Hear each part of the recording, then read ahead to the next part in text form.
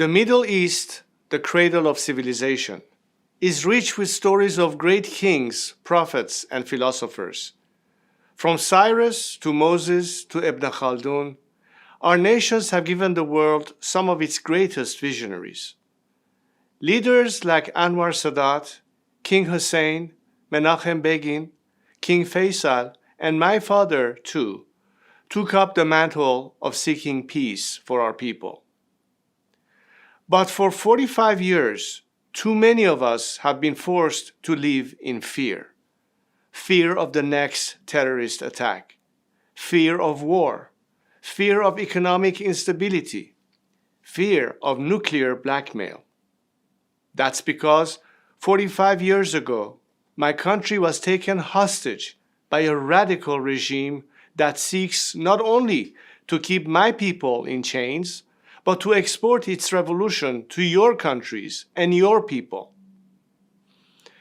The regime in Tehran is responsible for the deaths of hundreds of thousands of innocents, Iranians, Arabs, and Israelis, Christians, Muslims, and Jews. It facilitated the October 7th attack. It fueled sectarian conflicts in Syria, Iraq, Lebanon, and Yemen. It is trying to unseat the Hashemite kingdom and delegitimize the custodians of the two holy mosques. It uses Palestinians as human shields.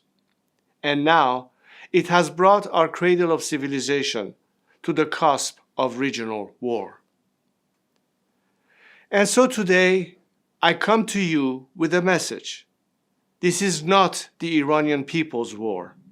It is Ali Khamenei and his regime's war. The tyrant in Tehran couches his warmongering in Iranian nationalism. But he does not speak for our nation. The crimes his regime has committed against you, our neighbors, are an affront to Iranians and our values. For us Iranians, pride in our nation and love of our country do not come at the price of hatred, antagonism, or chauvinism. My compatriots have shown time and time again that they do not want Iran's wealth spent on fueling wars, fostering instability, or funding terrorism. Iranians are not your enemy. It is the Islamic Republic that is our common enemy, the enemy of all peace-seeking people in our regions, whatever nation they come from or whatever faith they practice. So I say to you, our friends across the Middle East, our region deserves so much better. But in order to succeed, first, this regime that has held us hostage for nearly half a century must go. The Middle East is all too familiar with turmoil and upheaval. So I know you might fear change will bring chaos, but fear not.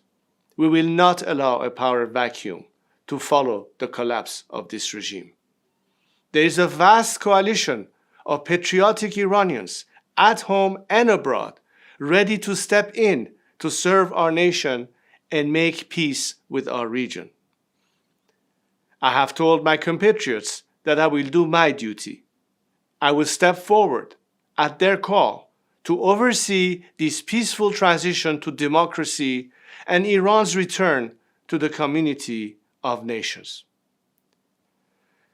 Peace is neither a relic of history nor a distant dream. It is a promise we owe to ourselves and our children. And together, we can make it a reality.